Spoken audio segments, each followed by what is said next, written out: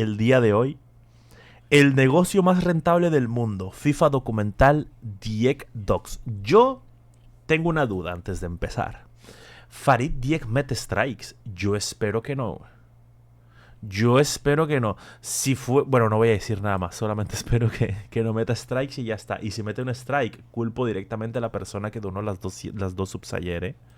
Mayo 2015, Suiza. Los directivos de la FIFA duermen en un hotel de 5 estrellas cuando de pronto la policía y el FBI irrumpen para arrestarlos. Para algunos, la vergüenza de salir esposados es tanta que piden que les tapen la cara con sábanas. Y es que durante décadas la FIFA nos hizo creer que la Copa del Mundo era la gran fiesta del fútbol. Pero vas a ver un video del Farid. No, el Farid no es ningún zip. El Farid es un genio, es un god, es un crack. Ese cabrón es un maestro al momento de hacer videos en YouTube. Claro que sí. Farid, no me metas strike, por favor. Tras bambalinas, sus directivos estaban usando el torneo como su propia máquina de dinero, alimentada por sobornos millonarios y una red de corrupción. Para que te des una idea, según investigación... O sea, hasta el 2015 la gente se dio cuenta, güey, de toda la pinche corrupción que había en la FIFA. Güey, a mí no me gusta el fútbol y yo sabía todo el mierdero que había en la FIFA, no me chingues. El Mundial de Corea-Japón 2002 estuvo arreglado. La Cobra reaccionó a videos y no hizo nada, pero lo subió a YouTube, porque una cosa es que reacciones a un video en un directo de Kick, que en Kick puedes hasta transmitir pornografía y no hay pedo, güey, o sea... Pero resubir esa reacción a YouTube, esa es la cuestión.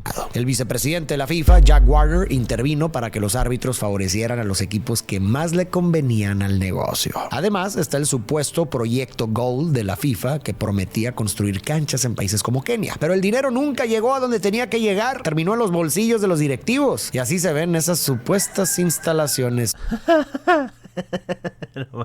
Como en México, güey, mira. Pero esto apenas es la punta del iceberg, porque cuando empiezas a investigar descubres que cada Copa del Mundo tiene un lado mucho más turbio del que imaginamos. Desde Argentina 1978, cuando el presidente de la FIFA hizo tratos bajo la mesa con la dictadura militar, hasta este Mundial de 2026 que nos presenta con una fiesta compartida entre México, Estados Unidos y Canadá. Pero cuando sigues el dinero, la verdad empieza a verse muy diferente. Hoy vamos a destapar el lado oscuro de la FIFA y la otra historia que se esconde detrás de la Copa del Mundo. Oye, ¿y la FIFA va a mandar a matar al Farid Dieck? Para entender cómo llegamos aquí hay que regresar al siglo XIX. En Inglaterra, distintas escuelas jugaban versiones diferentes de un mismo deporte. Cuando esos estudiantes llegaban a la universidad surgían conflictos porque cada quien conocía reglas diferentes. Para resolverlo, en 1863 se fundó la Football Association y se establecieron las primeras reglas oficiales del fútbol. 1863, güey, ahí todavía podías comprar Con el tiempo el deporte se expandió por Europa y el resto del mundo gracias al Imperio Británico, pero las diferencias de reglas entre países volvieron a aparecer. Por eso representantes de 7 naciones fundaron la Federación Internacional de Fútbol Asociación, mejor conocida como FIFA. Pero bueno, en ese momento no era la gran cosa, era más un pequeño grupo de voluntarios cuyo trabajo era dejar claras las reglas. Ahí ganó Uruguay. Ahí Uruguay ganó su primer mundial, Simón. Reglas del juego y asegurarse de que cada país tuviera una sola federación oficial encargada de aplicarlas. De hecho, en ese punto la FIFA tenía apenas unos 12 empleados y casi no generaba dinero. Solo se sostenía con las cuotas modestas que pagaban las federaciones de cada país. En 1921, el presidente de la FIFA es Jules Rimet, un abogado francés con una idea mucho más ambiciosa. Un torneo donde cada país manda a sus mejores soldados. Y así, en 1930, se inaugura la primera Copa del Mundo en Uruguay. Los europeos deben viajar en barco durante semanas para llegar, y no lo hacen por un premio millonario ni por fama mundial. Lo hacen por amor al fútbol y por el orgullo de representar a su país. El torneo resulta un éxito y queda claro que tiene que repetirse. Con los años, la Copa del Mundo empieza a celebrarse en distintos países como Francia, Brasil. Nació en Inglaterra y juegan tan mal. A ver, eran otros tiempos. Y Suecia, y poco a poco se convierte en uno de los eventos deportivos más... Givel todavía celebra esos goles. Todo Uruguay, que son 15 cabrones, siguen celebrando esos goles. Importantes del mundo. Gran parte de ese crecimiento se debió a 2 cosas. Primero, a la televisión, que a partir del Mundial de 1954 permitió que millones de personas vieran los partidos desde sus casas. Y segundo, a figuras como Pelé, que convirtieron el fútbol en un espectáculo global. En 1961 llega a la FIFA un nuevo presidente, Sir Stanley Rose, un inglés que antes había sido árbitro. Así que, como te puedes imaginar, para él las reglas y el juego limpio son sagrados. Por eso, eso, aunque el mundial ya es cada vez más popular, Stanley se resiste a que la FIFA lo convierta en un negocio y gane dinero por él. Porque sí, para este punto el mundial aún no era un negocio. El dinero de los boletos no iba directamente a la FIFA, sino al país anfitrión, que lo usaba para recuperar parte de lo que gastó organizando el torneo. Y los derechos de televisión se vendían tan baratos que casi parecían regalados. ¿Y por qué en este momento era así? Porque Stanley cree que el dinero puede corromper el deporte y con el tiempo quedará un basado y un genio incomprendido en su época, ¿eh? Literalmente, literal, güey. Las apuestas deportivas fue lo que vino a cambiar los deportes en general, güey. El deporte que tú quieras, güey. eSports, boxeo, fútbol, americano, cricket, rugby. Las apuestas deportivas vinieron a cambiar las reglas del mundo acá. Claro que tenía razón. Aunque los miembros de la FIFA están de acuerdo con la visión de Stanley, hay alguien a quien esa filosofía no le conviene nada. Horst Dassler, el hijo del fundador de Adidas. Verás, Dassler ve el mundial como una mina de oro sin explotar. Si Adidas pudiera patrocinar a los jugadores, los uniformes o incluso el balón del torneo, podría vender muchísimo más. Pero con Stanley Rose al mando de la FIFA, eso difícilmente va a pasar. Entonces Dassler se cruza con João Havelange, presidente de la Federación Brasileña de Fútbol, quien también ve en la FIFA una oportunidad para enriquecerse. Por eso quiere sacar a Stanley del puesto y convertirse en el siguiente. No mames, que le van a aplicar un colosio, güey. Lo van a desuscribir del server, güey. De presidente de la FIFA. Así nace una alianza. Y gracias a un mexicano pudieron ver el mundial a todo color en prácticamente todo el mundo. Efectivamente, poco se habla, güey, de que gracias a un mexicanito, a un mexichango de por ahí, güey, que el güey probablemente ni siquiera fue a la UNAM, bendito Dios. El güey tuvo una idea y sacó la televisión a color y ahora todo el mundo podemos disfrutar de eso. Dassler va a ayudarlo a financiar su campaña para la presidencia y si Havelange gana, le abrirá a Dassler. Con eso en mente entenderás lo que fue en su momento porque Griffin y la división menor de la LSK ya no existen.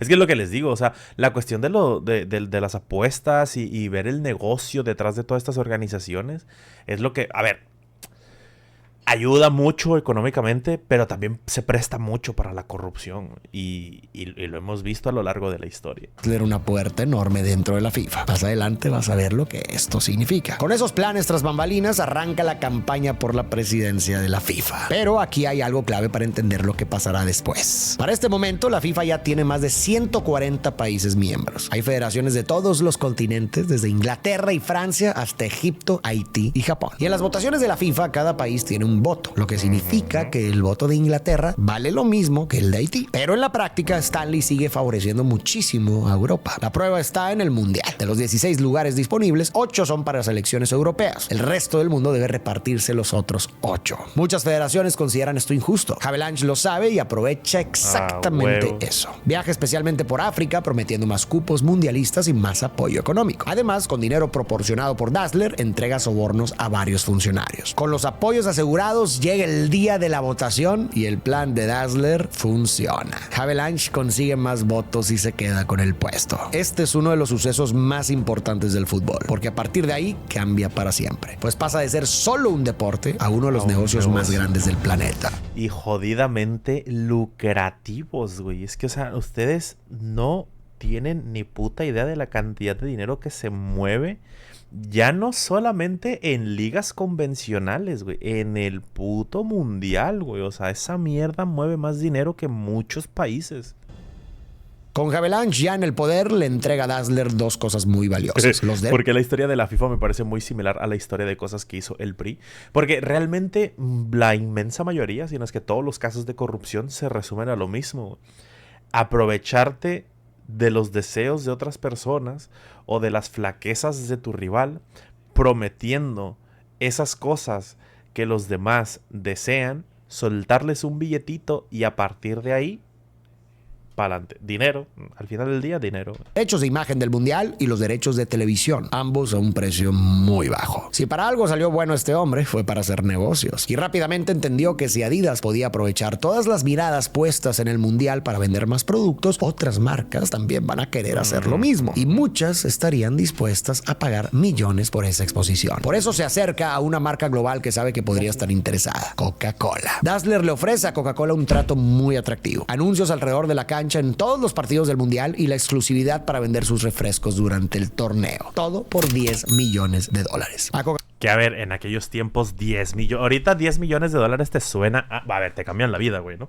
Pero 10 millones de dólares hoy en día es como de que, no mames, Coca-Cola se limpia el culo con 10 millones de dólares. Pero en 10 millones de aquellos tiempos, amigo, se bajaron los calzones. Coca-Cola le gusta la propuesta, pero no quiere verse solo como un anunciante. Quiere presentarse como un socio del fútbol. Por eso, la inversión se disfraza como una aportación al programa de desarrollo juvenil FIFA Coca-Cola, destinado a entregar balones, financiar entrenadores y organizar torneos en países con menos recursos. El acuerdo se cierra y desde ese momento los mundiales se convierten en algunas de las plataformas comerciales más poderosas del planeta. Ahora bien, ¿el dinero de Coca-Cola sí llegó al programa de desarrollo juvenil? Sí, pero no se repartió de manera neutral. Havelange y Dassler dirigieron gran parte de esos recursos a las federaciones que los habían apoyado, especialmente en África, Asia y América Latina. Estos países recibieron canchas, balones, ropa y capacitación para entrenadores. Así cumplieron su promesa de impulsar el fútbol en regiones con menos recursos, pero también fortalecieron su propia base de apoyo. Obvio que todo era hecho por Adidas, así que fue un negocio redondo, un sistema simple. El dinero entraba por los patrocinadores, se distribuía entre federaciones aliadas y a cambio Havelange...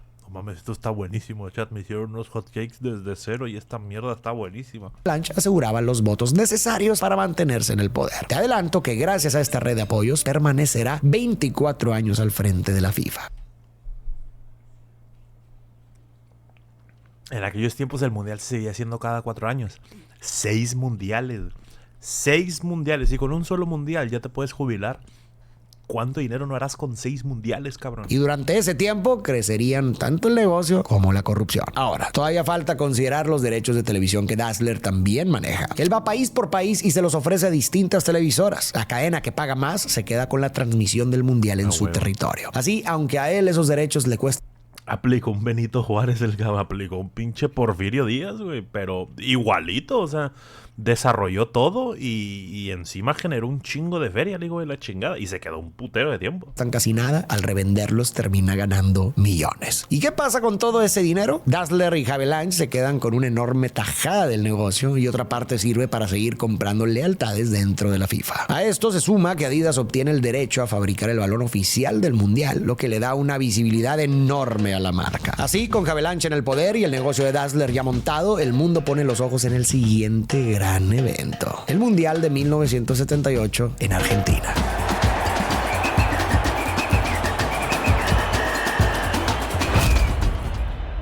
Aquí surge un problema enorme. Aunque Argentina había sido elegida como sede años antes, para entonces el país ya estaba bajo una dictadura militar. Las libertades habían sido suspendidas y miles de personas estaban siendo detenidas, torturadas o desaparecidas. Ante esta situación, varios países piden... ¿Venderán acciones de la FIFA y será factible comprarlas? La verdad es que no sé, güey. ¿Venden acciones de la FIFA, güey? Qué buena pregunta. ¿Te imaginas a Sheinbaum por 26 años? Güey, cállate el hocico, güey. ¿Qué pinche pesadilla más loca se te acaba de ocurrir? Cambiar la sede. Pero Havelange se niega. Afirma que el fútbol y la política no se mezclan, aunque la realidad era muy distinta. Antes de tomar una decisión, había negociado con la junta militar. La FIFA literalmente es política, güey. Havelange necesitaba estadios modernos y una organización capaz de convertir el mundial en un gran negocio. Y la dictadura vio una oportunidad de utilizar el torneo para mejorar su imagen ante el mundo y desviar la atención de la represión que vivía el país. A esto se le conoce como sports washing, usar un evento deportivo para limpiar la imagen de un gobierno acusado de violencia o abusos. Y por desgracia, no será la última vez que la Copa del Mundo se use de esta manera. Con el acuerdo cerrado, comienza ¿Qatar? Las obras. El costo final supera los $500 millones y la estrategia funciona para ambos lados. La FIFA hace crecer su negocio al hacer un torneo espectacular y la dictadura legitima su imagen, especialmente después de que Argentina se consagra campeona del mundo. Pero cuando termina la celebración queda una enorme deuda que el país tardará décadas en pagar. Aún así, la FIFA no se detiene. Milei sigue pagando esa deuda. Su siguiente objetivo es llevar el negocio todavía más lejos en el Mundial de España 1982.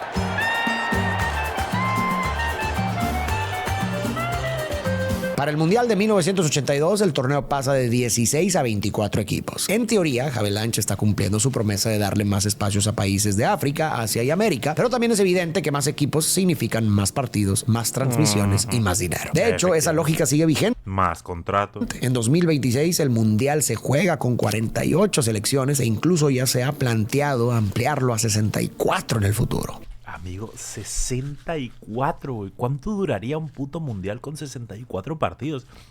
O sea, si ahorita con 48 está durando, ¿qué? ¿Mes y medio? ¿Duraría 2 meses y medio el mundial? Sería una locura. El discurso oficial habla de inclusión, pero viendo la historia cuesta creer que esa sea la única razón. Mientras el mundial sigue creciendo, Dazzler crea ISL, una empresa encargada de vender los derechos comerciales y de televisión de la Copa del Mundo. Quédate con ese nombre porque será una pieza clave en la caída de la FIFA. A través de ISL, Dazzler limita a los patrocinadores oficiales a solo 14 marcas, entre ellas Coca-Cola, Adidas y Canon, y les cobra millones de dólares por asociarse al torneo. Además, negocia los derechos de... Aunque no lo creas, si es así, muchas deudas actuales de Argentina tienen más de 30 años. No, sí, o sea, lo dije entre broma y verdad, güey. O sea, realmente Argentina tiene una deuda desde décadas y décadas y décadas. Lo mismo que con México. México tiene una pinche deuda que ya casi lleva un siglo, diría yo. Televisión por sumas aún mayores. El negocio genera cientos de millones de dólares, pero parte de ese dinero no termina en la FIFA, sino en los bolsillos de sus dirigentes. Havelange habría recibido alrededor de 45 millones de dólares actuales por proteger estos acuerdos, y también se reportan pagos a otros altos mandos para evitar preguntas. El público no tiene idea de todo lo que sucede tras bambalinas. Para la gente, España 82 es simplemente otro gran mundial con Italia levantando la copa. Y si esta edición salió bien, en la siguiente pueden ganar aún más. Así que la FIFA pone su enfoque México, se viene México 86, chat. Que en el Mundial de 1986.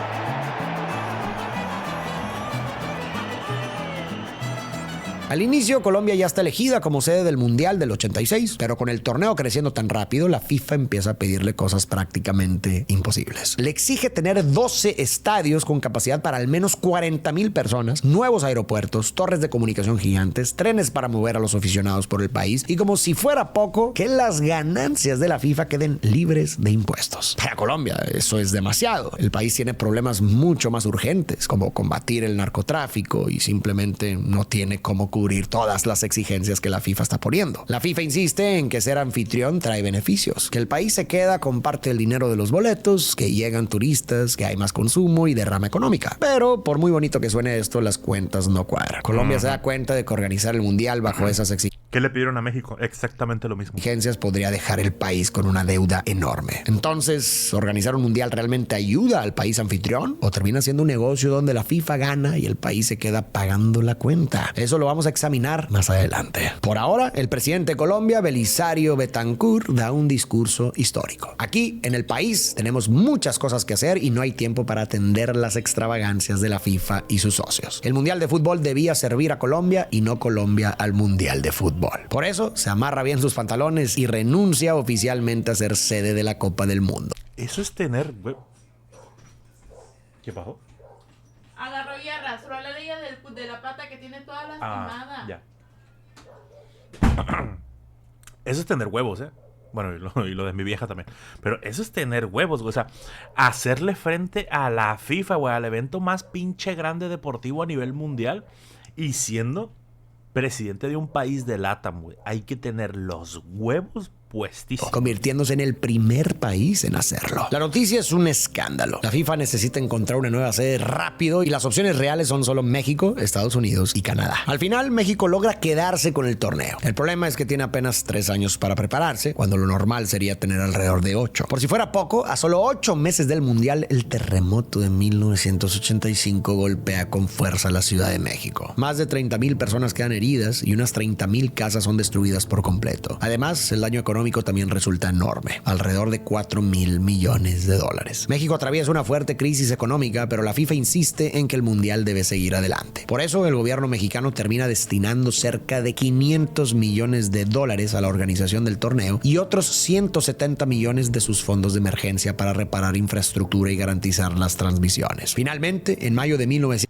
Lo que nos dio en la madre ese puto mundial. 1986, el Estadio Azteca inaugura la Copa del Mundo. Para el público, este torneo queda marcado por Maradona, la mano de Dios, y Argentina levantando la copa. Pero para la FIFA es histórico por otra razón. Rompe récords de ganancias. Por primera vez, el mundial se transmite a color para millones de personas. Además, los horarios se acomodan para que los partidos puedan verse tanto en Europa como en América, aunque eso obliga a muchos jugadores a competir bajo el sol del mediodía. Gracias a esto, ISL, la empresa de Dazzler, se queda con más de 120 millones de dólares limpios del mundial. Mientras tanto, México queda endeudado por años. Muchos damnificados siguen durmiendo en casas improvisadas con láminas, sobre banquetas o en refugios temporales. Pero, gran mundial, loco. Mientras los hospitales públicos sufren por falta de insumos. Valió la pena ese mundial, ni de pedo, güey. Ni de pedo. Los médicos. Y justo cuando la FIFA y ISL están ganando más dinero que nunca, Dazzler muere a los 51 años por un cáncer agresivo. Pero su muerte no detiene el negocio. Para ese momento la maquinaria ya está andando sola. Y dentro de la FIFA todos están pensando en el siguiente mundial, el de Italia 90. Bueno, por lo menos un poquito de karma le cayó al cabrón, ¿verdad? Un cáncer. Vengo a dejarte de fondo mientras limpio mi espejo. Entretén mis oídos. Ok, ya, perdón. Italia venía de una crisis económica. El Mundial de 1990 se convierte en el más caro Ella dijo entretén mis oídos. hasta ese momento. El país gasta alrededor de 4,000 millones de dólares Me vine. para cumplir con las exigencias de la FIFA. Y lo peor es que mucho de ese dinero no se usa de forma inteligente. En vez de aprovechar varios estadios históricos, muchos se demuelen o se construyen desde cero. También se hacen obras absurdamente caras. Pero claro, mientras el país paga la cuenta, muchos políticos, contratistas y aliados de la FIFA se llevan su parte. Para el Mundial de Estados Unidos 94, los beneficios para los directivos de la FIFA ya han escalado muchísimo. Ya no se trata solo de recursos para sus federaciones o sobres de dinero. Ahora también hay choferes las 24 horas, hoteles de lujo y todos los gastos pagados. Pero en 1997 ocurre un error que casi destapa toda la red de corrupción. Verás, como Havelange sigue favoreciendo a ISL, la empresa de Dazzler, con los derechos comerciales y de televisión, la compañía planea enviarle su agradecimiento. En otras palabras, otro pago bajo la mesa. Solo que esta vez algo sale mal. En lugar de mandar el dinero a la cuenta secreta de Havelange, depositan 1.5 millones de francos suizos en una cuenta oficial de la FIFA. Qué pendejos, güey. No, perfectamente pudo haber sido un trámite de México, o sea, Y eso es listo reportado por terrorismo. gravísimo, porque ISL no tiene ninguna razón legítima para depositarle ese dinero al presidente de la FIFA. El pago puede identificarse rápidamente como un soborno. Y peor todavía, ahora hay un rastro oficial. El contador que se da cuenta del error va de inmediato con el secretario general de la FIFA, un hombre llamado Joseph Blatter. Para entonces, Blatter ya es uno de los hombres más poderosos de la FIFA. Años atrás, Dazzler había ayudado a introducirlo en la organización para tener un aliado dentro del sistema. Y Blatter demostró ser una pieza muy valiosa, porque sabía ganarse a la gente, mantener la discreción y ser leal a quienes podían impulsarlo. Havelange lo nombró director de desarrollo, un cargo que oficialmente buscaba impulsar el fútbol en países con menos recursos, pero que Perfectamente pudo haber sido yo. Y sí. también servía para construir alianzas mediante Es que antes no puso en... Bueno, en aquellos tiempos no existía, güey, ¿no? Pero antes no puso en el... Ya ves que cuando haces una transferencia en tu aplicación de banco tienes que poner el concepto, ¿no? Antes no puso el pendejo. Soborno. favores, dinero y promesas. Con el Favorcito de la FIFA. tiempo, Blatter ascendió hasta convertirse en secretario general. Por eso, cuando descubre un ¿Por qué todos los poderosos de la FIFA son viejos y calvos? Como cualquier gobernante de cualquier país, güey, realmente. cheque enviado por error, no lo denuncia. Ordena borrar su rastro y transferir el dinero a una cuenta secreta de Havelange. El asunto queda enterrado durante años, pero en un futuro será una pieza clave en la investigación del FBI que destapará las cloacas de la FIFA. Para entonces, Havelange supera los 80 años y lleva 24 al frente de la FIFA. Aunque le gustaría continuar, entiende que debe retirarse y comienza a impulsar a su sucesor favorito, Joseph Blatter. Pero la presidencia no se hereda. Blatter necesita ganar votos y para eso requiere un aliado con dinero, igual que Havelange lo tuvo con Dazzler. Ese aliado aparece en Mohammed bin Hammam, un multimillonario catarí con fuertes vínculos con la familia real. A cambio de apoyar la candidatura de Blatter, él también espera obtener algo, ayudar a que Qatar gane relevancia internacional a través del fútbol. Y si Blatter llega a la presidencia, quizá Se los dije, el Mundial de Qatar. un día pueda devolverle el favor llevando un mundial a Qatar. Para impulsar la campaña de Blatter sin que parezca una compra de votos, bin Hammam queda al frente del proyecto GOAL, un programa de $100 millones que oficialmente busca desarrollar el fútbol en países con menos recursos. Pero en la práctica, el apoyo viene con la condición implícita de que las federaciones beneficiadas deben respaldar a Blatter. Y ni siquiera todo el dinero llega a su destino. En Kenia, por ejemplo, se asignan $250,000 para construir un centro de fútbol infantil. Sin embargo, gran parte de los recursos termina en los bolsillos de dirigentes. Güey, parece el edificio este donde iban a hacer el aeropuerto de Texcoco y que terminaron haciendo una universidad toda culera. Exactamente lo mismo. De la FIFA y la obra acaba viéndose así. Así, entre apoyos disfrazados, bin Hammam empieza a tejer alianzas y pone su avión privado al servicio de la campaña de Blatter. Este viaja de país en país buscando votos. Sabe que África puede inclinar la balanza, así que les hace una promesa enorme. Si votan por él, lleva... Les llevó agua. Perdón. Si votan por mí, les traigo un garrafón de agua a cada uno, culeros. ¿Qué onda? Para el Mundial del 2006 al continente africano. Esto en realidad terminará siendo una gran traición, solo que aún no llegamos a esa. Viendo casos de corrupción en todos lados, solo me doy cuenta de que somos pobres porque tenemos un mínimo de principios. También es verdad. A ver, esto yo lo he dicho siempre. Y Franco Escamilla también lo dijo en un show. Todo el mundo tiene un precio. Y si alguien dice, no, yo no tengo un precio, güey, es porque no te han ofrecido lo suficiente. Así de sencillo. Parte. Por ahora, Blatter suma a alguien más a su campaña, Michel Platini, el legendario futbolista francés. Platini tiene prestigio y una imagen mucho más limpia, así que su apoyo ayuda a que Blatter parezca más confiable. Con todas estas piezas en su lugar, Blatter está listo para enfrentar a su rival por la presidencia de la FIFA, Lennart Johansson. Por otro lado, la campaña de Johansson es muy distinta. En lugar de prometer dinero o favores, promete limpiar la FIFA de corrupción. Pero Johansson parece no conocer del todo a los miembros de la FIFA, pues llega el día de la votación y Joseph Blatter obtiene más votos y gana la presidencia. Con esto empieza una etapa todavía más oscura para la FIFA y el fútbol. El diablo. México, al ser un país corrupto y la FIFA también, nos merecemos el mundial corruptamente. Y es que me creo capaz a la Claudia Sheinbaum de soltar una feria a la FIFA para que los árbitros piten a nuestro favor, güey, te lo juro. Tiene 200 votos de 56 votantes. Con Blatter en la presidencia llega el mundial.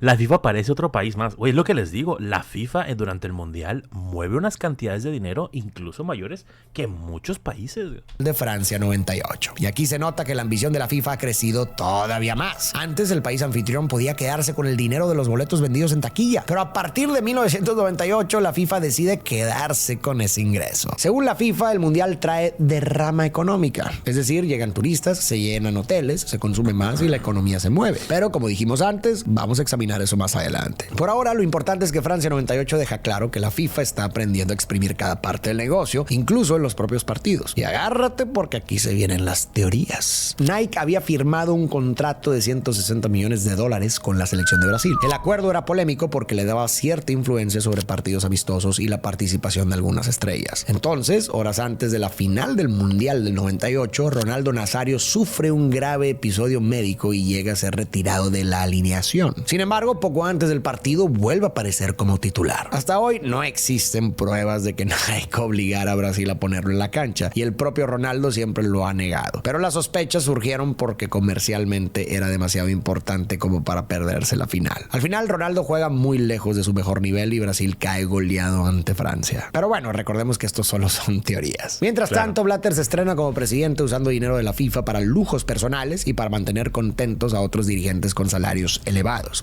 No digas eso, Tartaja, que los de Ecuador ya andan diciendo que compramos el partido. No, los de Ecuador están diciendo que el narco, que el Mencho, güey, le llevó a sus agentes a amenazar a los ecuatorianos y les dijo, soy el Mencho, güey, más te vale bajar a tu gente de la delantera y abrir tu defensa y dejar que el Morita les meta gol, cabrón.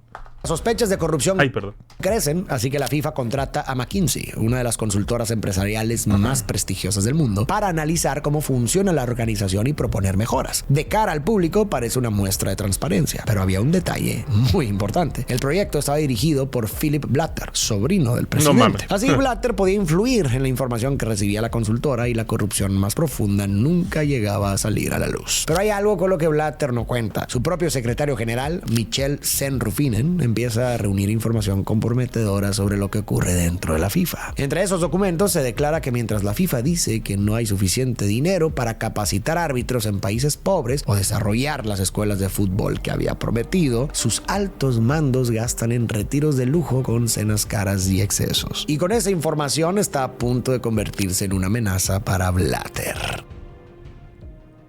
En medio de todo esto sucede algo que pone a temblar a la FIFA. ISL queda al borde de la quiebra por años de corrupción y malos manejos. Eso representa un peligro para la FIFA porque una investigación sobre la empresa podría exponer años de corrupción. La solución parece ser renovarle los derechos comerciales de los próximos mundiales para mantenerla a flote. No mames, qué pendejada. Es que son de Morena, güey, te lo juro. Es que hasta tienen el porte de políticos de Morena, güey. Son unos pendejazos. Pero entonces Entonces aparece IMG, una poderosa empresa estadounidense con una oferta de $1,000 millones por el Mundial del 2002. Blatter queda atrapado. Si acepta, ISL puede hundirse y arrastrar a la FIFA. Si rechaza la oferta, parecerá que está protegiendo a ISL. La salida llega gracias al magnate alemán Leo Kirch, quien inyecta dinero a la empresa. Con ese respaldo, ISL logra superar la oferta de IMG con una propuesta de $1.4 mil millones. Eso sí, el acuerdo ya no incluye un mundial, sino 2002 y 2006. Pero ni siquiera esa jugada logra salvar a ISL. Unos meses después, la bomba explota. La empresa se declara con quiebra y deja una deuda enorme de $300 millones.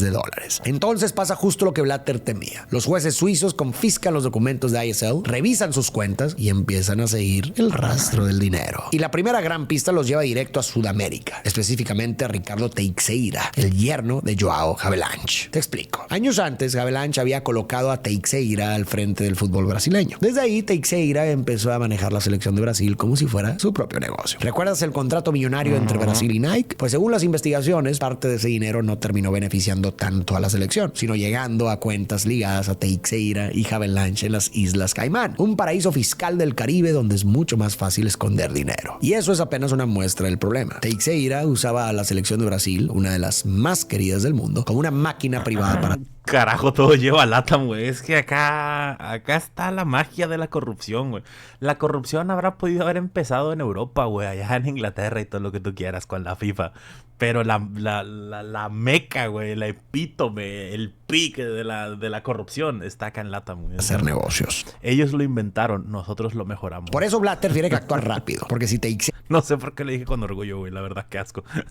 cae, puede empezar a hablar y muchas de las mentiras de la FIFA podrían salir a la luz. Sin perder tiempo, Blatter sale ante la prensa y se presenta como un hombre profundamente ofendido por las acusaciones contra Teixeira. Pero luego va más lejos. Amenaza al gobierno de Brasil con dejar a su selección fuera del mundial si no detienen la investigación. El miedo es tal que las autoridades terminan congelando la investigación. Una vez más, Blatter gana. Protege a Teixeira y mantiene intacto el secreto de la corrupción dentro de la FIFA. Pero sin darse cuenta, la caída de ISL y sus amenazas contra Brasil prenden una alarma mucho más peligrosa, la del FBI. Los agentes empiezan a investigar y pronto se topan con aquel cheque de ISL que había llegado por error a una cuenta de la FIFA. ¿Por qué ese dinero terminó ahí? ¿A quién iba dirigido realmente? A partir de esa pregunta, el FBI empieza a seguir el rastro del dinero. Mientras tanto, se acercan las elecciones para elegir al presidente de la FIFA. Pero dentro de la organización, muchos ya están nerviosos. Cada vez hay más rumores de corrupción y algunos empiezan a pensar que Blatter quizás no debería seguir al frente. Entonces, unas semanas antes de la elección, Michel Sen-Ruffinen, el secretario general de la FIFA, se presenta ante los miembros del comité ejecutivo y les entrega un archivo explosivo. Hay documentos, cheques y pruebas que muestran que la corrupción bajo el mando de Blatter llega tan lejos que la FIFA está a punto de quedarse en bancarrota.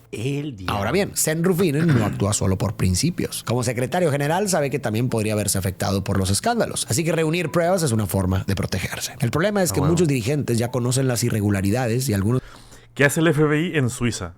Lo que hace Estados Unidos todo el tiempo, güey, meter la pinche nariz en todos lados porque ellos son los protagonistas de este planeta, ellos son el centro de este país, ellos son el centro de este mundo, ellos son el centro del universo. Estados Unidos está en el centro así de la Vía Láctea. Ahí está Estados Unidos. Incluso están No, la neta no sé, güey, no sabría decir. Involucrados. Por eso, en lugar de apoyar la investigación, atacan a Sen-Ruffinen. Lo llaman mentiroso y el intento de limpiar la FIFA termina fracasando. Blatter es reelegido por 4 años más, Sen-Ruffinen es despedido y su informe queda enterrado. Valerga, loco. Mira, por estar con la pendejada del FBI no entendí qué fue lo que dijo, güey. Espérate, ¿qué? Y algunos incluso están involucrados. Por eso, en lugar de apoyar la investigación, atacan a Sen-Ruffinen. Lo llaman mentiroso y el intento de limpiar la FIFA termina fracasando. Blatter es reelegido por 4 años más, Sen-Ruffinen es despedido y su informe queda enterrado. No mames, loco. Literalmente como LATAM. Con todo esto de fondo, se acerca el Mundial de Corea-Japón 2002. ¡Tatakai! En este mundial, las sospechas de corrupción también llegan a la cancha. Para la FIFA era importante que los anfitriones avanzaran lo más posible, ya que eso mantenía el interés del público y hacía el torneo más rentable.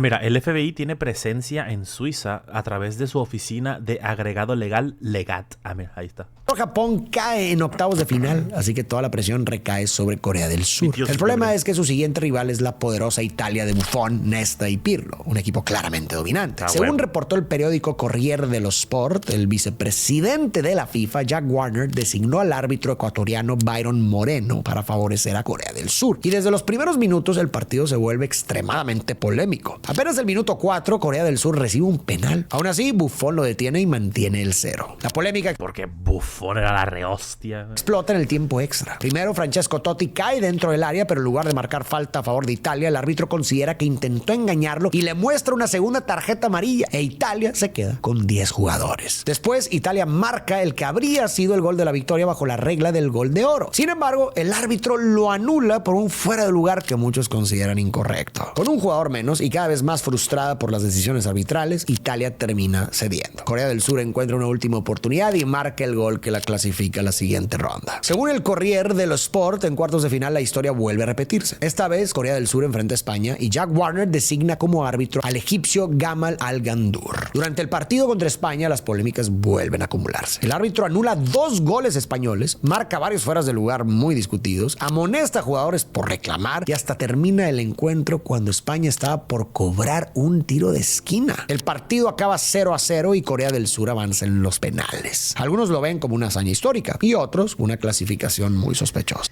Hombre, obviamente. Aunque Corea no gana el mundial, su recorrido cumple un objetivo importante para la FIFA: mantener el interés del público asiático, impulsar las audiencias televisivas y proteger el negocio del torneo. Y bueno, aquí cabe señalar que este no es el único escándalo ligado a Jack Warner, el vicepresidente de la FIFA. De hecho, con el tiempo... Es que la piel, el color de piel te dice todo que está mal, güey. Ok, ya, Warner se convierte en una de las figuras más señaladas por corrupción. Uno de los casos más famosos ocurre con la selección de Trinidad y Tobago. Cuando el equipo clasifica al mundial, los jugadores tenían derecho a recibir bonos por ese logro. Pero, según las acusaciones, Warner se queda con gran parte de ese dinero en lugar de entregárselo a los futbolistas. También se le acusa de revender boletos VIP del mundial en el mercado negro, con ganancias de más de $3 millones.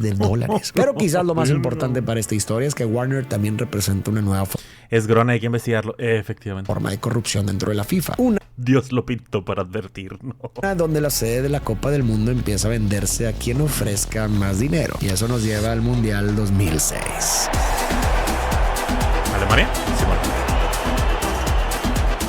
Para entender este escándalo, primero hay que saber cómo se elige la sede de un mundial. En ese momento, la decisión está en manos del Comité Ejecutivo de la FIFA, conocido como EXCO. Son 24 directivos y cada uno tiene un voto. Para el Mundial 2006, la pelea queda principalmente entre 2 candidatos, Sudáfrica y Alemania. Y aquí empieza el problema. Si recuerdas, cuando Blatter estaba haciendo campaña para llegar a la presidencia de la FIFA, les había prometido a las federaciones africanas que buscaría llevar el mundial a su continente. Pero cuando llega el momento de votar, esa promesa empieza a tambalearse. ¿Por qué? Porque Alemania ofrece algo mucho más tentador para la FIFA: dinero. Grandes patrocinadores como Adidas, McDonald's y Coca-Cola prefieren que el mundial se juegue en Alemania. Los horarios favorecen el mercado europeo, lo que permite vender publicidad, derechos de transmisión y patrocinios a precios más altos. Además, Alemania ya cuenta con gran parte de la infraestructura. El CPM de Europa es mejor, güey. Desde aquellos tiempos, el CPM de Europa siempre ha sido mejor, güey. Necesaria. Y según diversos reportes, la candidatura también habría sido impulsada por un pago de $6 millones para asegurar apoyos clave. Sudáfrica nota que Blatter y la FIFA podrían echarse para atrás, así que decide jugar su mejor carta: Nelson Mandela. La comitiva sudafricana lo lleva hasta las oficinas de la FIFA para recordarles que África sigue esperando su mundial. También buscan el apoyo de Jack Warner, vicepresidente de la FIFA. Para convencerlo, le prometen organizar partidos amistosos que las empresas de Warner podrían manejar. Así, él podría ganar dinero con las entradas y con los derechos de televisión. Pero eso no es todo. También le hacen una transferencia de $10 millones presentada como apoyo para niños en las islas del Caribe. El dinero, claro, nunca termina llegando a esos niños. Hijos de puta, güey, de verdad. En las votaciones, las 2 sedes empatan y el voto decisivo queda en manos de Charles Dempsey, un directivo de Oceanía. Sus propios jefes le habían ordenado por escrito votar por Sudáfrica. Si lo hace, la elección queda empatada y Blatter tendría que desempatar con su voto como presidente de la FIFA. Y eso pone a Blatter en una situación muy peligrosa. Si vota por Sudáfrica, pierde el apoyo de los grandes intereses europeos. Pero si vota por Alemania, toda África lo verá como un traidor. Entonces ocurre algo muy extraño. Horas antes de la segunda votación, Dempsey recibe amenazas. Según cuenta después, le advierten que si vota por Sudáfrica podría terminar muerto. Además, una persona misteriosa llega a su habitación de hotel y le ofrece $250,000 en efectivo para votar por Alemania. Presionado y muerto de miedo, Dempsey se levanta de la mesa, se niega a votar y se va del edificio. Después toma el primer avión de regreso a casa y apaga su celular. Como Dempsey no vota, el marcador queda 12-11 y Alemania gana el Mundial de 2006. Blatter finge tristeza frente a Nelson Mandela, lo abraza y le promete que el fútbol le devolverá la alegría a África muy pronto, pero el daño ya está hecho. Así que Blatter se saca otro truco de la manga. Crea la regla de rotación obligatoria de continentes. Con esa nueva regla, el siguiente mundial disponible queda prácticamente reservado para África. Y así, años después, Sudáfrica termina recibiendo el Mundial de 2010. De su puta madre, güey. Es todo un mierdero, güey. Año tras año. Bueno, sí, año tras año, pero mundial tras mundial. No hay un puto mundial limpio desde el 70 y... ¿Qué dijeron? ¿Desde el 78, qué? Pero aquí surge otro problema. Como Sudáfrica no tiene la infraestructura necesaria para organizar un mundial, necesita invertir enormes cantidades de dinero en eso. ¿Que no mandé la sepetación del 2008? O sea, que ni lo vio. Pues no, pero pues cumplió. El gato cumplió. Estadios y obras públicas. Y donde hay grandes... Tartaja, ¿por qué ya no subes videos a tu canal principal? Pues porque como ya no estoy haciendo salseo ni chismes, güey, por eso no he subido nada y todavía no sé qué hacer con ese canal. Proyectos también hay oportunidades para la corrupción. Algunos directivos de la FIFA pueden aprovechar estas construcciones para pedir dinero a cambio de ayudar a ciertas empresas a obtener los contratos. Uno de los casos más descarados ocurre con Chuck Blazer, la mano derecha de Jack Warner. Cuando se construye un estudio de televisión para el Mundial, Blazer decide quedarse con el 10% del dinero del proyecto. Así, en una sola operación se guarda $300,000 en el bolsillo. Y en otros casos, los directivos ni siquiera lo esconden tanto. Simplemente usan empresas de amigos, familiares o incluso empresas propias para quedarse con trabajos del Mundial. Y la historia se repite para el Mundial de Brasil 2014. Uf, lo de Brasil fue criminal. Es que realmente, o sea... Lo de todos los mundiales ha sido criminal, güey. Pero lo de Brasil, o sea, ¿se acuerdan cuando estuvieron desuscribiendo de la vida a la gente en Brasil para darle una imagen más limpia a Brasil? Eso fue una puta locura, güey.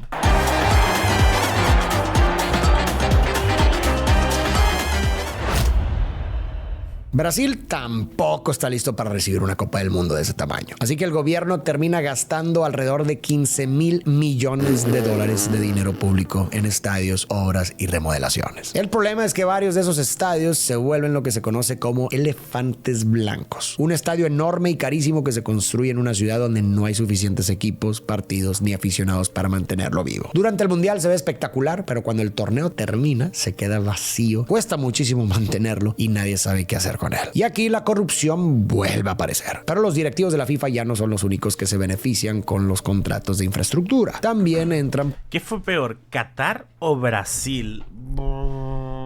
Yo te diría que Qatar, güey. Políticos brasileños, constructoras... Por el contexto de Qatar. Y empresas con mucho poder. Si una empresa quiere quedarse con una obra, tiene que pagar comisiones por debajo de la mesa. Y si el proyecto cuesta cierta cantidad, se infla el precio para que todos puedan sacar su tajada. Así aparecen cobros exagerados por cemento, varillas, materiales y trabajadores. Todo se anota en documentos oficiales para que el gobierno pague mucho más de lo que realmente cuesta la obra. Ese dinero extra termina alimentando una enorme red de sobornos. Mientras tanto, mucha gente en Brasil empieza a enfurecerse. Ven estadios nuevos y carísimos, pero también ven hospitales saturados, escuelas abandonadas y servicios públicos en pésimas condiciones. Por eso miles de personas salen a protestar a las calles. Acusan al gobierno de obedecer las exigencias de la FIFA mientras las necesidades básicas del país siguen sin resolverse. Una de las pancartas más famosas dice: "Queremos hospitales con calidad FIFA". Y el siguiente gran ejemplo llega con el Mundial del 2018. ¿Rusia?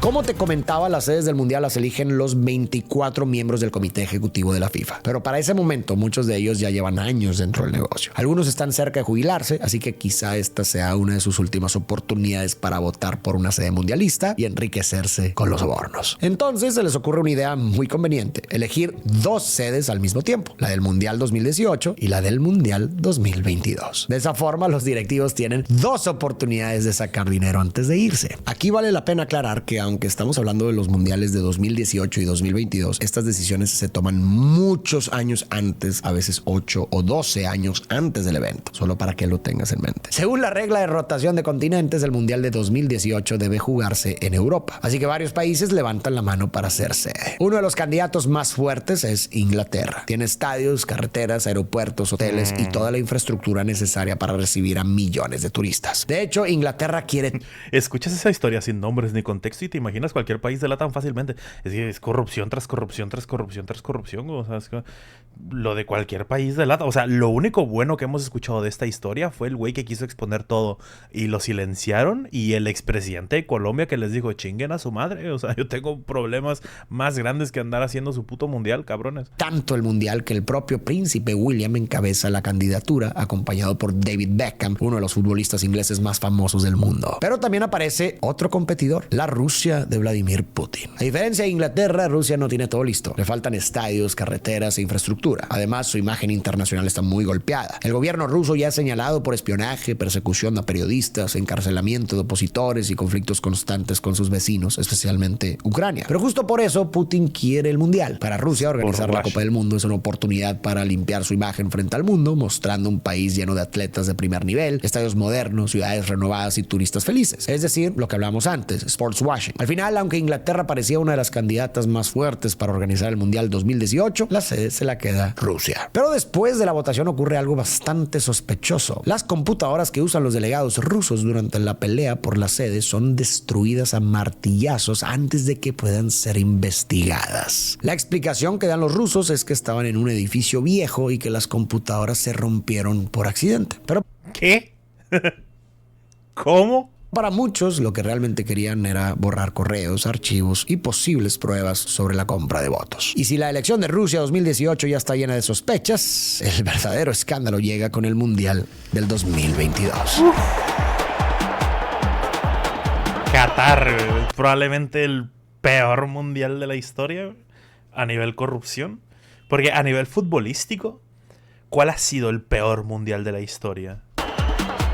Si recuerdas, desde años antes, Mohammed bin Hammam se había aliado con Blatter con la idea de algún día llevar la Copa Le dieron de martillazos por accidente del Mundo a Qatar. Pues ahora ese momento parece haber llegado. El problema es que Qatar compite contra candidaturas mucho más fuertes, especialmente la de Estados Unidos, que cuenta con estadios de primer nivel, una gran infraestructura y un enorme potencial comercial. En comparación, Qatar parece una apuesta muy arriesgada. Los propios inspectores de la FIFA lo califican como una sede de alto riesgo. El país es pequeño, alcanza temperaturas cercanas a los 50 grados en verano y ni siquiera cuenta con estadios adecuados para organizar un mundial. Por eso, sobre el papel, su candidatura tiene muy pocas posibilidades de ganar. Pero lo que los demás candidatos no saben, el del 2010 fue el peor a nivel futbolístico, es que Qatar ya está jugando otro partido. De acuerdo con diversas investigaciones, Bin Hammam y Hassan Al-Thawadi utilizaron recursos respaldados por la familia real catarí para ganar apoyos dentro del comité ejecutivo de la FIFA. En algunos casos, esos apoyos habrían sido comprados directamente mediante pagos millonarios. En otros, la estrategia fue más discreta. Apenas 9 días antes de la votación, Michel Platini fue invitado a una cena con el primer ministro de Francia y al llegar descubrió que también estaban presentes el emir y el primer ministro de Qatar. Los cataríes sabían que Platini pensaba votar por Estados Unidos porque era la opción más lógica y segura para el torneo. Pero si cambiaba su voto por Qatar y convencía a otros miembros europeos de hacer lo mismo, ellos estaban dispuestos a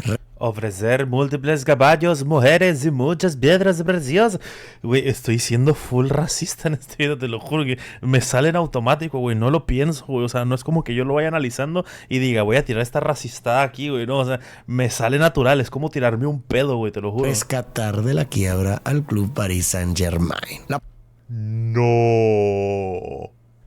estaban dispuestos a rescatar de la quiebra al club Paris Saint-Germain. La propuesta era difícil de ignorar. Qatar prometía invertir en el PSG, uno de los clubes más importantes de Francia, y además comprar 50 aviones de guerra al gobierno francés. Según el periodista Andrew Jennings, ambas operaciones formaban parte de un acuerdo valorado en unos $7,000 millones.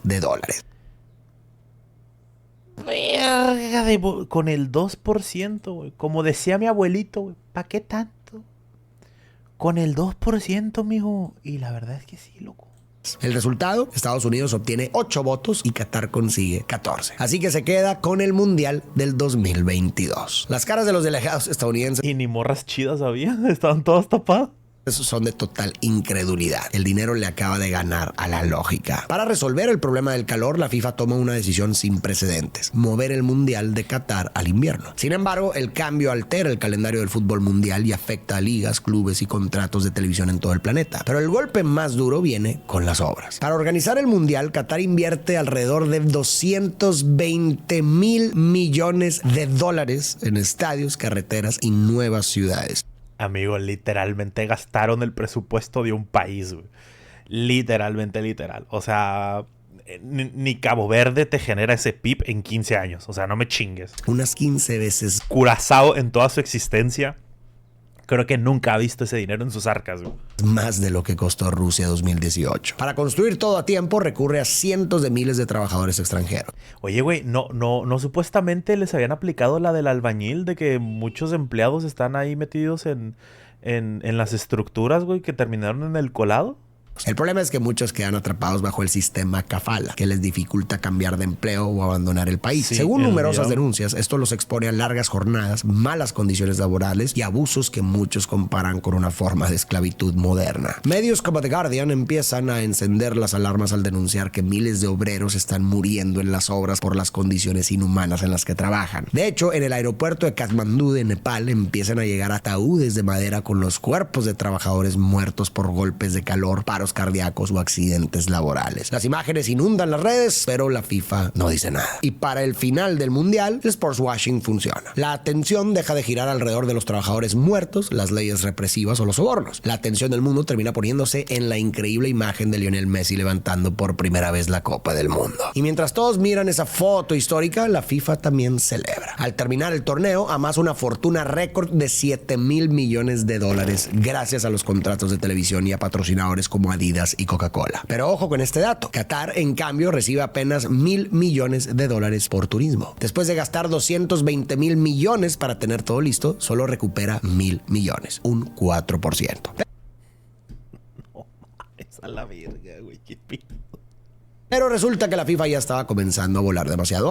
Pero ajá, güey, no se te ocurre gritar puto en un estadio, güey, hacer el puto, porque uy, no, qué feo, Alto. Termina llamando la atención del FBI, quienes comienzan a rastrear el dinero. Y así llegamos a donde comenzó esta historia. Mayo del 2015, en el Congreso Anual de la FIFA en Suiza. Los jefes del fútbol mundial están dormidos en el Hotel 5 Estrellas Baur Aulac. Pero a las 5 de la mañana, la policía coordinada con el FBI entra al hotel y empieza a arrestarlos. La escena parece sacada de una película. Para que los medios no les graben la cara, algunos directivos piden salir cubiertos con sábanas y así los sacan. Que se jodan, güey. Del hotel. El escándalo se vuelve conocido como el FIFA Gate. A partir de ahí caen más y más dirigentes. Pero hay algo que llama la atención. Blatter no está entre los arrestados. ¿Por qué? Porque el FBI no puede arrestar a cualquiera en cualquier parte del mundo. Solo puede ir contra directivos cuyos delitos tienen alguna conexión con Estados Unidos. Por ejemplo, si usan bancos estadounidenses o cierran tratos en ese país. Blatter, en cambio, vive en Suiza. Tiene nacionalidad suiza y trabaja en Zurich, donde está la sede de la FIFA. Además, es muy astuto. Desde 2011 evitó viajar a Estados Unidos porque ya sospechaba que el FBI lo estaba investigando. Y aunque los agentes, hijo de la gran puta, maldito anciano, siguen buscando pruebas, al final no logran encontrar un rastro de dinero que conecte directamente esos sobornos con la cuenta personal de Blatter. Por eso, mientras muchos caen, Blatter no termina en prisión. Solo recibe una suspensión de 8 años del fútbol, igual que Michel Platini. Chuck Blazer, en cambio, sí es arrestado, pero muere antes de recibir sentencia. Bueno, no me sorprende, o sea, pues, esto estaba destinado.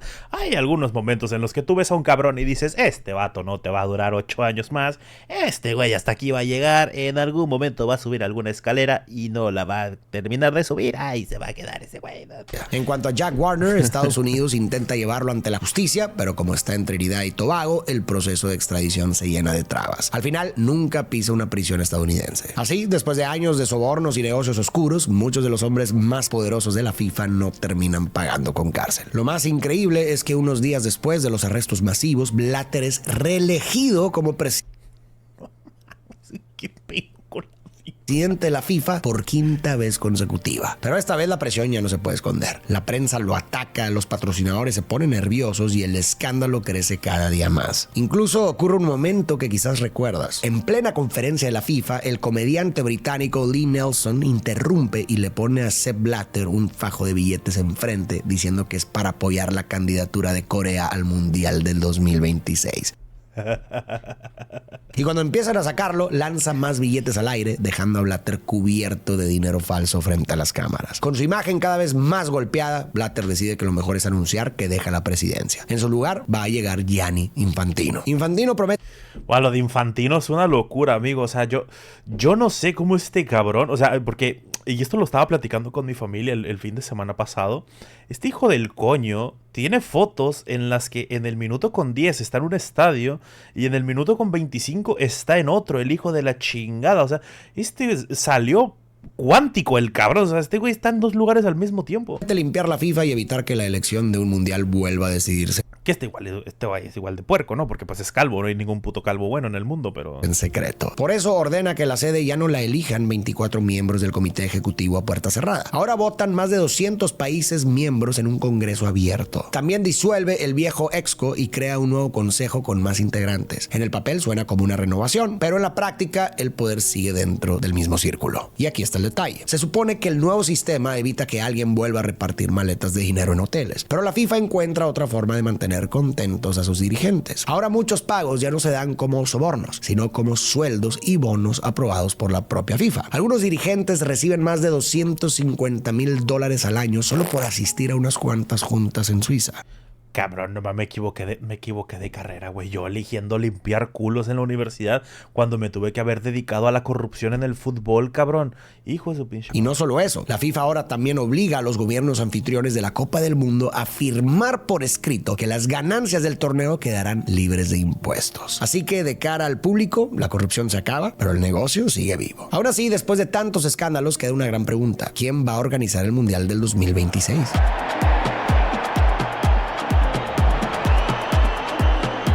Después de darle a Qatar el Mundial del 2022 y dejar fuera ¿Cómo entras a la FIFA a chambear? Pues como le hace cualquier mujer en el mundo, güey, mamando ver. a Estados Unidos, muchos sienten que la FIFA ahora le debe una. El problema es que la elección del Mundial 2026 ocurre en 2018, cuando Donald Trump está en la presidencia. Y Trump se la vive amenazando a otros países, atacando gobiernos y prometiendo políticas duras contra migrantes. Para una FIFA que quiere verse limpia, darle el Mundial solo a Estados Unidos no parece la mejor idea. Entonces aparece una solución perfecta. Una candidatura conjunta de Norteamérica con Estados Unidos, Canadá y México. Así, la FIFA vende la candidatura como un mensaje de unión, pero también asegura un negocio gigantesco. Según sus propios cálculos, sí, a huevo, o sea, en lugar de sangrar a un país, sangras 3, güey, ¿sabes? el Mundial 2026 puede generar más de $11,000 millones. La verga, güey, no sé ni cuántos ceros tiene eso, güey.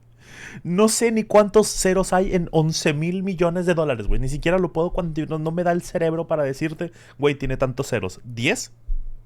La jugada funciona. México y Canadá 9, ayudan a suavizar 12. la imagen de Estados Unidos y la candidatura de Norteamérica gana. Pero hay un detalle que suele pasar desapercibido. Los beneficios del Mundial no se reparten de forma equitativa. De los 104 partidos del torneo, Estados Unidos alberga 78, mientras que México y Canadá reciben solo 13 cada uno. En la práctica, la mayor parte del negocio se queda en territorio estadounidense. Además, aunque México espera una derrama económica cercana a los $3,000 millones y la creación de miles de empleos, también ha invertido alrededor de $12,000 millones para preparar el evento. No mames, costó más de lo que se va a llevar la FIFA, cabrón. Es decir, 4 veces más de lo que espera recuperar directamente. Y seamos realistas, no todo el dinero que generan los turistas permanece en el país. Una parte termina en cadenas hoteleras internacionales y otras empresas extranjeras. Por si fuera poco, o en el crimen organizado con las droguitas. Alrededor de los estadios, la FIFA establece zonas comerciales controladas donde solo pueden operar sus patrocinadores oficiales. Esto limita la participación de muchos comercios locales justo durante el evento más importante del fútbol. Así que, en teoría, el Mundial trae turismo y actividad económica, pero en la práctica no siempre está claro quiénes terminan siendo los principales beneficiados. A esto se suma otra cosa muy importante. Como te contaba, los boletos del Mundial ya no se quedan en manos del país anfitrión. Ese dinero va para la FIFA. Y este año los precios se han vuelto absurdos. Para un partido normal de fase de grupos, un boleto puede costar alrededor de $500. Y para un partido más avanzado, como una semifinal, incluso un asiento hasta arriba, casi pegado al techo, puede rondar los $3,000. Además, por primera vez, la FIFA también controla la reventa oficial de boletos. No solo gana cuando vende el boleto por primera vez, si después una persona lo revende, la FIFA se queda con una comisión que puede llegar al 30%.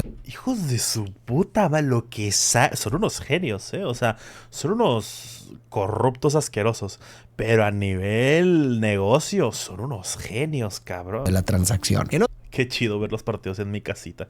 Qué chido verlos en stream y cobrar por ello, güey, la verdad. En otras palabras, encuentra la forma de ganar 2 veces con el mismo asiento. Pero a ver, un momento. Tal vez te estás preguntando, si la FIFA es una organización privada, ¿por qué todo terminó en arrestos, investigaciones del FBI y acusaciones de corrupción? Bueno, porque la respuesta es que la FIFA no funciona exactamente como una empresa tradicional. Y si queremos entender la problemática completa, tenemos que entender lo siguiente. Una empresa tiene dueños o accionistas. Si un directivo empieza a aceptar sobornos y perjudica a la compañía, los dueños pueden demandarlo porque está dañando un negocio que les pertenece. Pero la FIFA es diferente. Legalmente es una asociación privada sin fines de lucro. No tiene accionistas esperando dividendos ni un dueño. En teoría, todo el dinero que genera debería reinvertirse en el desarrollo del fútbol. Entonces, ¿dónde estuvo el problema? Que muchos dirigentes comenzaron a usar sus cargos para beneficiarse personalmente. Cuando un miembro de la FIFA aceptaba dinero para votar por cierta sede, ese dinero no llegaba a la organización, llegaba a su bolsillo, y eso sí es ilegal. Usar una posición de confianza para obtener beneficios personales por debajo del agua. ¿Y por qué terminó entrando el FBI de Estados Unidos? Porque muchos de los sobornos pasaban por bancos estadounidenses. Al seguir el dinero, los investigadores descubrieron una red internacional de corrupción. El FBI no investigó a la FIFA por el fútbol, sino por cómo se movía el dinero. Ahora bien, hasta aquí podríamos pensar que todo esto es un problema interno de la FIFA. Después de todo, el fútbol no le pertenece a la FIFA. El fútbol simplemente es un... Los revendedores de los boletos de BTS debieron de aprender de la FIFA. Yo creo que muchas empresas van a empezar a aplicar eso, O sea, van a ver lo que hizo la FIFA y van a decir, oye, allá hay dinero. Lo estamos haciendo mal, ¿sabes? Podemos sacar más dinero de esto, mi loco. Deporte que cualquiera puede jugar, y en teoría cualquier organización podría intentar crear su propia Copa del Mundo. ¿Qué? Shiro, gracias por los 6 meses. Besote guapo, te quiero. Incluso una empresa privada. Si dentro de la FIFA hay luchas de poder, corrupción o sobornos, parecería que los únicos perjudicados son ellos mismos, ¿verdad? Pues... Espérate. ¿Dónde va a ser el Mundial 2030? Mundial FIFA 2030. Será para conmemorar el centenario, se disputará del 8 de junio al 21 y será la primera edición en celebrarse en 3 continentes: Europa, África y Sudamérica. ¿Qué? La sede principal del torneo estará a cargo de España, Marruecos y Portugal. Como homenaje especial por los 100 años del primer mundial, 3 países sudamericanos albergarán los partidos inaugurales de sus respectivas selecciones: Uruguay, Argentina y Paraguay. ¿Qué? Amigo, lo que van a sangrar. Lo que van a sangrar el mundial del 2030, güey. ¡Qué puta locura! El torneo contará con la participación de 48 selecciones, los 6 países anfitriones, los cuales son España, Marruecos, Portugal, Uruguay, Argentina y Paraguay, clasificarán de manera automática. Tras disputar los encuentros conmemorativos en Sudamérica, el resto de la competición se trasladará al territorio europeo y africano. Para entender mejor la logística de este magno evento internacional, cómo se distribuirán las sedes. A la verga. No, porque una cosa es lo que ocurre dentro de las oficinas de la FIFA y otra muy distinta es quién termina pagando las consecuencias. A lo largo de este video vimos países gastando cientos, miles... Espérate, que hay más todavía. Eso de los 3 continentes fue para poderle dar en el 2034 a Arabia por lo de su rotación de continentes. Hijos de puta. O incluso cientos de miles de millones de dólares para organizar una Copa del Mundo. Vimos gobiernos construyendo estadios, remodelando ciudades, ampliando aeropuertos, cerrando calles y destinando enormes cantidades de dinero público para cumplir con las exigencias del torneo. Y la mayoría de ese dinero, recordemos, no sale de los bolsillos de la FIFA, sale de impuestos, de presupuestos públicos, recursos que podrían haberse utilizado para otras prioridades y del trabajo de todos los ciudadanos de las sedes. Y tal vez por todo lo que vimos, podríamos pensar que el problema es que el deporte se ha vuelto un negocio. Pero no creo que esto sea algo necesariamente malo. Piensa en todos los grandes torneos, la NBA, la NFL, la Fórmula 1... Y todos han sido investigados por lo mismo. La NBA ya tuvo su investigación con el FBI. A la NFL en su momento con los balones desinflados del Tom Brady. O los grandes F1 no tengo ni puta idea. slams de tenis. Todos son negocios que generan millones. En 2034 ya no existirá el Panini del álbum. Ahora será Topps. Imagínate lo que van a vender en billete. El diablo. Para los organizadores, para los competidores, le dan una gran experiencia al consumidor y prácticamente no le piden ni un peso al lugar donde se organiza. En esos casos, quienes se llevan las ganancias normalmente también asumen buena parte de los riesgos y los costos. Si un equipo quiere construir un estadio o hacer una gran inversión, sus propietarios tienen mucho que ganar si sale bien, pero también mucho que perder si sale mal. Al final, funcionan prácticamente como empresas. Y creo que justo ahí está el problema, que la FIFA no. La FIFA se queda con los derechos de televisión, con los patrocinios, con las licencias, con gran parte de los ingresos comerciales del torneo, pero los estadios los construyen los países, la infraestructura la pagan los países, la seguridad la pagan los países, y si algo sale mal, la deuda también se queda en los países. No es un gobierno, así que no está sometida a muchos de los controles públicos que enfrentan los gobiernos, pero tampoco funciona como una empresa tradicional que asume directamente los costos y riesgos de sus propios proyectos. Así que durante décadas logró quedarse con lo mejor de ambos mundos. Y sí, está la idea de la derrama económica, pero ya vimos que ni las cuentas cuadran y mucho el dinero no llega a la base de la pirámide o directamente no se queda en el país. Esto sumado a que los precios son una locura. A veces me da la impresión de que el país sede puso su casa para una fiesta, pagó la fiesta y luego ni siquiera pudo disfrutarla en las mismas condiciones que quienes se tomaron el alcohol gratis, rompieron el lavabo y después se fueron. Y para colmo, terminó pagando. Y te cagaron en la alfombra, güey, también, porque recordemos que se está muriendo gente aquí en México, que es porque somos unos putos monos al final del día, güey, ¿no? Pero te quiero decir, se está muriendo gente por el puto mundial, ¿sabes? Los platos rotos durante años. Y a ver, tampoco quiero ser aguafiestas. Claro que me parece un evento precioso. Claro que es emocionante ver a tu país competir por algo grande. Claro que me llena de alegría ver a los nuestros salir a las calles a celebrar las reuniones familiares, las convivencias con amigos, gritar los goles y compartir esa emoción colectiva. Y claro que también es bonito ver cómo arreglan tu ciudad. Solo pienso que tal vez existan formas más... Bueno, arreglarla. Tus hijos de su puta madre les avisaron hace 8 años y 3 meses antes se pusieron a arreglar todo. Y arreglar entre comillas, porque fue pintar las bardas de morado, pintarlas de amarillo, volver a pintarlas de morado, ponerles unos putos ajolotes que después les dijeron que los quitaran, poner unas pinches estatuas que las terminaron tumbando porque... los maestros y los agropecuarios y la chingada, todo. Eficientes de organizarlo, en donde uno, la avaricia desmedida, no pintar el pasto seco, tiene la posibilidad de que más gente pueda disfrutar de estos eventos, y dos, que los tratos sean más justos también. Si se vende la idea de que hacer el mundial en tu país va a tener muchos beneficios y derramas económicas, que realmente lo sea. Al final de cuentas son los propios países los que corren con la mayor parte de la inversión. Pero bueno, después de ver todo esto me encantaría saber tu opinión. ¿Estás de acuerdo con que tu país sea la sede porque los arreglos que el gobierno hace y la derrama económica justifican los gastos, o ese dinero se podría invertir mejor? O por otro lado, ¿crees que se deberían de designar algunas cuantas sedes permanentes para evitar todo esto? Por mi parte, le deseo el mejor.